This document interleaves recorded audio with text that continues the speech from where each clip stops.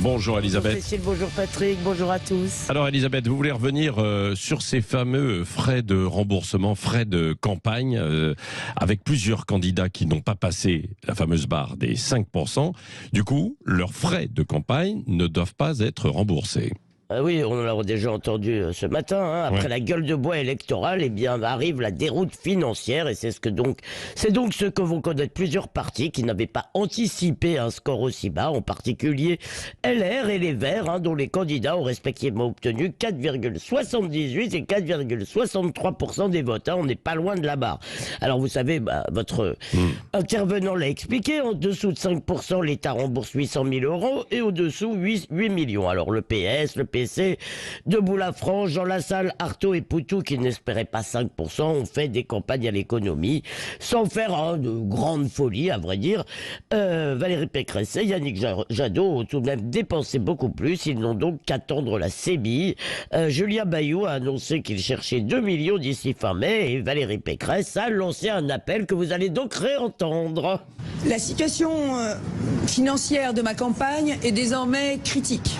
Nous n'avons pas atteint les 5% qui nous permettraient d'obtenir les 7 millions de remboursement de l'État que nous escomptions.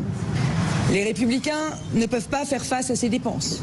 Je suis endetté personnellement à hauteur de 5 millions d'euros. C'est pour cela que je lance ce matin un appel national aux dons. Alors, je ne sais pas si vous le rappelez, mais en 2012, le Sarkoto avait recueilli 11 millions d'euros après l'invalidation des comptes de campagne. Ça, c'était pas un problème de voix. Donc, c'était l'invalidation des comptes de campagne par le Conseil constitutionnel. Mais donc, Nicolas Sarkozy avait fait 48% des voix. C'était encore un des premiers partis du pays. Voilà, mais c'est dur, mais en même temps, c'est la loi de la démocratie, Elisabeth.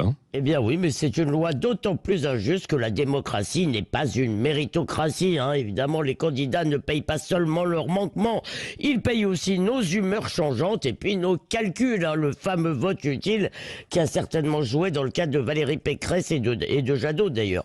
Alors la politique, c'est cruel. Vous vous épuisez pour la collectivité, vous êtes insulté par les journalistes, vous êtes moqué par les humoristes, votre vie privée en souffre, vous n'avez aucune sécurité de l'emploi et beaucoup gagnerez vraiment beaucoup plus dans le privé. Alors bien sûr, je vous vois venir, ils ne sont pas parfaits, mais le désaveu des électeurs, il me semble que c'est une sanction suffisante. On ne peut pas demander aux candidats de risquer la ruine pour eux ou pour leur parti. Voilà pourquoi je crois qu'il faut changer cette loi. Alors peut-être créer la banque de la démocratie qu'Emmanuel Macron avait promise à François Bayrou, ou peut-être limiter les dépenses et rembourser tous ceux qui peuvent concourir, même Madame Hidalgo, faute de quoi un jour plus personne ne voudra faire ce métier ingrat qu'est la politique, ou seulement les plus riches, et moi je ne crois pas que la démocratie y gagnera. Alors en attendant, je leur envoie un don pour ma part, chers auditeurs, à votre bon cœur.